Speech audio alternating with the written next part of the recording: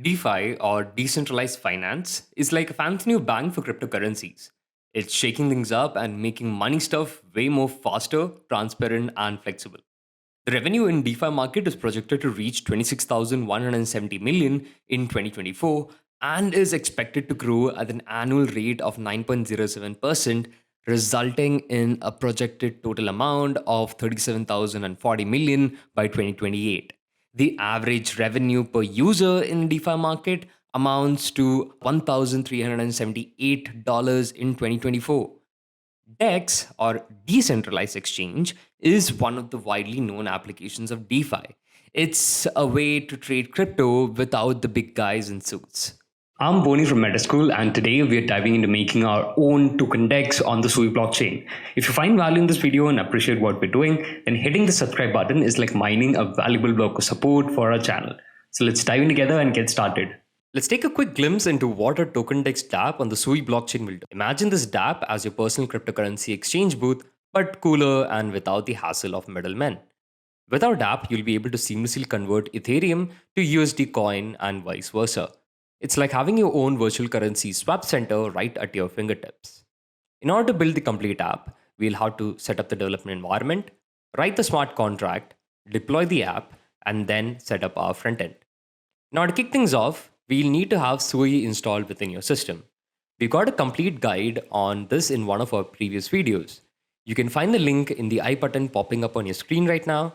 And if you haven't set up Sui yet, follow those steps first and then come back to this video to keep going. Let's make sure your Sui installation is up to date. Open your terminal, type the Sui version to go in and check this. Next up, we'll be setting up our workspace environment so that we can create this particular project. Use the command sui move new and then specify the name of the project that you want to create. I'll be specifying it as DEX because this will go in and create a folder named DEX with all the necessary files required for our project. The last thing that we're going to need is going to be a wallet. If you have already created a wallet, you can type sui client active address to see your active address. And if you have not created one yet, then you can easily go in and do so by creating a new account, by writing sui client new address, and then following it up with the key phrase, which is going to be 25519. Say the recovery phrase which you're going to be getting once because it will be crucial for importing the wallet later up ahead. Let's switch the client address to a newly created account using sui client switch, and then using the address flag, specify the address of the newly created client address that we just created. Once this is done, the only thing that is left for us is to go in and add some testnet tokens, which can be easily done by using the sui client faucet command. You can also go in and check the current balance of your account as well by running up this particular command. If you guys want full access to the documentation and code snippets, then you can check out a free learning track at Metaschool platform. Here you'll be getting special NFTs and XP upon completion of the courses in the learning track. Alright, so let's break down how our token DEX dApp will work. The dApp will have mainly three components or modules. The first module will be the DEX module. It's the exchange hub, sort of like the heart that keeps everything running smoothly. This is the module where the main control center of our dApp will be located. It manages all the buying and selling of cryptocurrencies. We'll have two other modules specifically for handling Ethereum and USD coin. The Ethereum section is the part of our dApp for handling Ethereum, and it makes sure that people can buy, sell, and transfer Ethereum securely within our dApp. Whereas the USD coin section is just a special zone for dealing with USD coin. In order to start, let's create a file called eth.move on our Ethereum section. First, let's create a module called eth and import all the necessary libraries like transfer, transaction context, coin, option, and URL. Now, we have to create a currency for our faucet. I'm naming it ETH and you can name it however you like. A struct name ETH is defined with a drop functionality. This struct will be used as a witness for certain operations that we'll be going and implementing later. The module initialization function in it will go in and take a witness of type ETH and a mutable reference to a transaction context. Within the init function, we are calling the create currency function, which will be used to go in and create a new currency called ETH coin, with specific parameters such as witness, decimal places, symbol, name, icon URL, and optional metadata. The treasury capability and metadata obtained from the create currency function are then used to transfer the treasury capability to the deployer and share the metadata publicly using the public transfer function and the public share object function, respectively. Finally, the test functions are defined. In this case, there's only a test initialization function, which we are calling as init for testing, annotated with the test only specifier. This function calls the main initialization function init with a dummy ETH witness for testing purposes in our case. Now, similar to how we created eth.move, let's create one more file called usdc.move, which will be responsible for managing USD coin. This module is similar in nature to that of eth.move, but instead of Ethereum, we'll be managing USDC with it. Now, let's start to go in and build the heart of our app. The text.move is going to be a module which will be responsible for managing all the buying and selling of cryptocurrencies. In order to facilitate this, we are going to need Deepbook. Deepbook is Sui's first native liquidity layer. Deepbook provides token trading activity. Token exchanges leveraging the layer can feature transparency, a full range of trading options, and customer privacy. Deepbook operates as a decentralized and permissionless environment to support token trades. Firstly, let's start by creating a module and importing all the required modules, including Deepbook and the two modules we had just created. Now we're going to require a bunch of constants. Namely, we'll require client ID, which is the initial client ID required for placing orders in the Deepbook protocol. Each order placed by the contract will have a unique client ID. Then we have max U64, which is the maximum value of an unsigned 64-bit integer, which will be used as a placeholder for an infinite timestamp when placing orders with no expiration. Then we have no restriction, which is a constant that represents no restrictions when placing limit orders. Then we have float scaling, which is a constant that represents the scaling factor for float operations. It is used to convert between decimal values and integer representations in the contract. Lastly, we have the already minted this epoch, which is basically an error code used within the mint coin function, which is used to indicate that the user has already minted a coin in the current epoch. Now, let's declare a struct called DEX, which with the drop ability. This pattern is called the one-time witness pattern, or OTW. The one-time witness in Move programming language is a special struct that is used to control the initialization or creation of certain resources, ensuring that such operations can only be performed once. Now, we need to store data related to each specific coin type. So in order to do this, let's create a struct called storage and give it the ability of having a particular key. This particular struct will have the following fields. It will have an ID, a DEX supply, which represents the supply of DEX token, swaps, which is basically a table named swaps with address keys and unsigned integer 64 values, which will be helping us to keep track of the number of swaps performed by each address. We have account cap, which is related to the account capabilities within the context of the contract. And lastly, we have client ID, which again is going to be used for tracking client IDs within the contract. The next thing that we're going to need will be the init function. We'll be creating the init function with the allow unused function attribute, indicating that it's intentionally allowing an unused function. This function takes two parameters, which is the witness of type DEX and a mutable reference to our transaction context named CTX. This creates a DEX currency using the create currency function. This function is responsible for initializing the DEX token with specific parameters such as symbol, name, and metadata. The result of create currency function is a tuple containing the treasury cap for the DEX and the metadata. Now, all that's left for us to go in and do is to share the storage object with the Sui network. So we'll create a storage object with the ID, DEX supply, swaps, account cap, and client ID fields, and share it to the Sui network using the share object function from the transfer module. Let's create a view function called user last mint epoch. This function will go in and retrieve the last minting epoch for a user. It loads the coin data from the storage and checks if the user has used the faucet or not. We're using the borrow function to access the data associated with a specific coin type from the dynamic field of the storage object using the self.id property. Then we are going in and checking if the user has ever used the faucet by verifying if their address exists within the faucet log of the associated data using the contains function. If the user has used the faucet, The function returns the last epoch stored for that user using the borrow function of the table module. If the user has not used the faucet, the function returns 0 as a default value. The next thing we're going to need is a view function that retrieves a swap count for a user. Let's create a function called user swap count. It checks if the user has ever performed swaps by verifying their address, if it exists within the swap table of the storage object using the contains function. If the user has performed swaps, the function returns the swap count stored for that user using the borrow function. If the user has not performed any swaps, the function will return 0 as the default value. Next up, we're going to need a function for placing market orders within the DEX. So we're going to create a public function called entry place market order within the context of the storage struct. Once this is done, this function will go in and call the another function called place market order to execute the market order, obtaining three results: the ETH, USDC, and the coin DEX. It retrieves the sender's address using the transaction context module, and by using the sender function, it will be able to go in and fetch this particular address of the sender.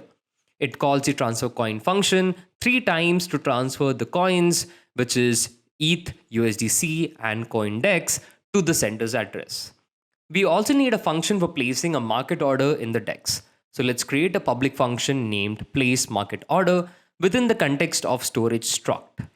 This function first and foremost retrieves the sender's address using the transaction context and then initializes the client order ID to 0 and creates a DEX coin as a 0 value coin using the 0 function from our coin module.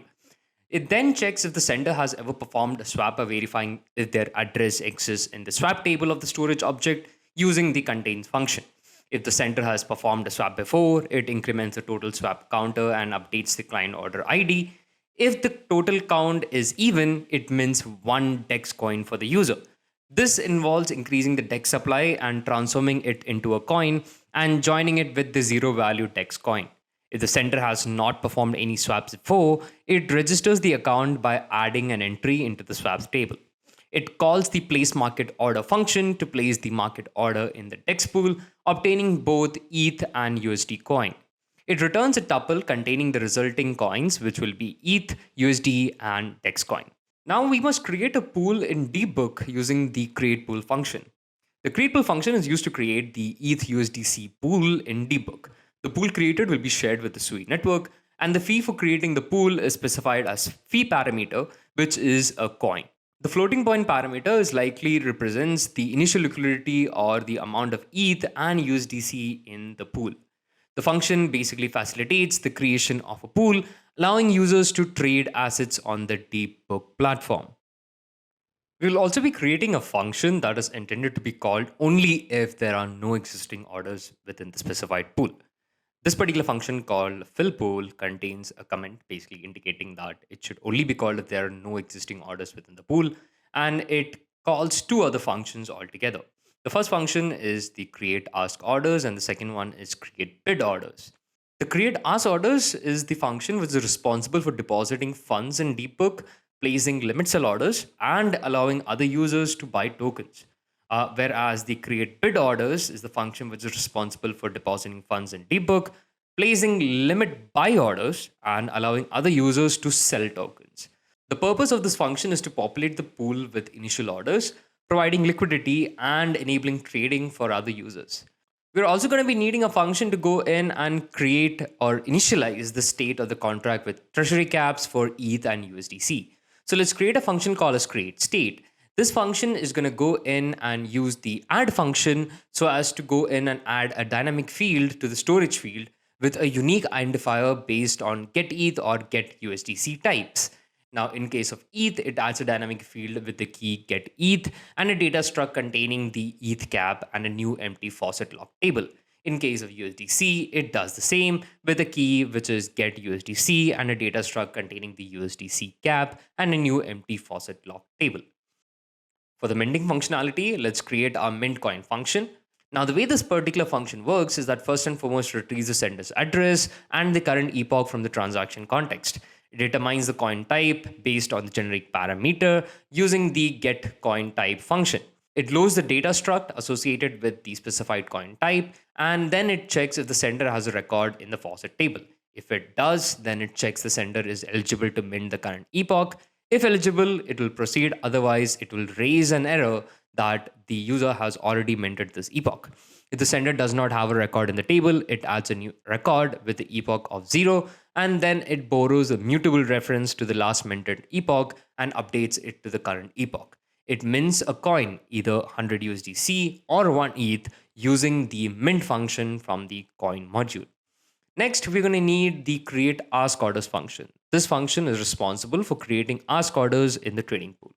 Ask orders are typically placed by sellers who want to sell a certain quantity of a base token at a specified price in terms of quote token, which is USDC. Now, this particular function uses dynamic field access of the borrow mutable function to retrieve the mutable data associated with the ETH coin type from storage. It deposits 60,000 ETH into the trading pool using the deposit base function, and the amount is minted using the mint function from the ETH data. It then places a limit sell order in the pool, and if let's say for example the order is to sell 60,000 ETH at 1200 USDC per ETH, then the order ID is incremented for each order, and then the order will have no expiration timestamp as of such.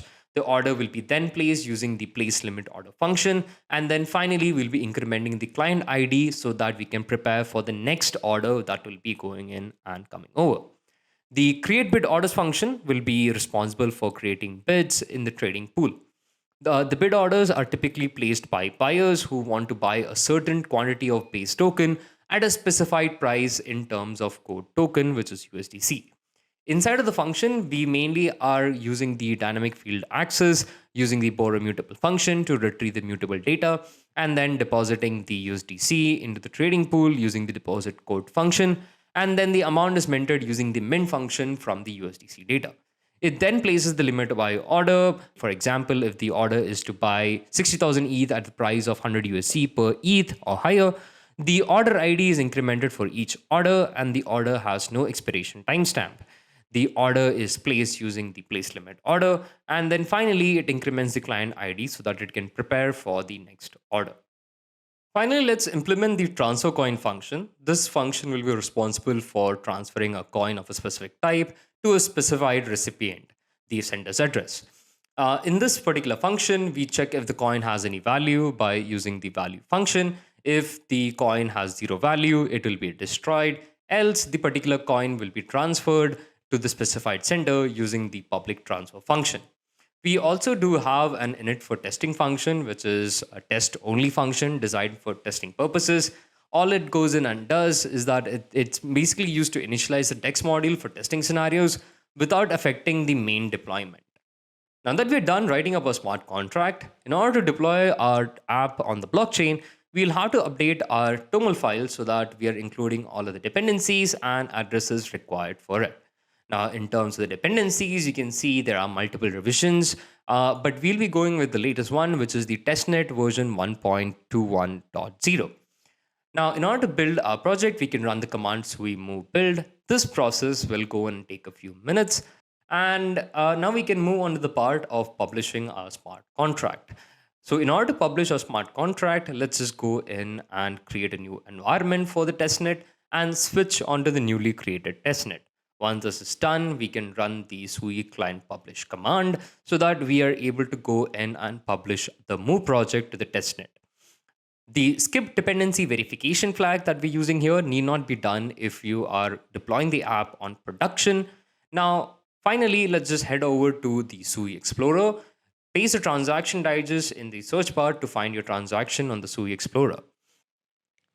As you can see, our smart contract has been successfully deployed in the Sui blockchain. Now, in order for our app to work, we will now need to create the pool so that we can fill our DEX app with tokens.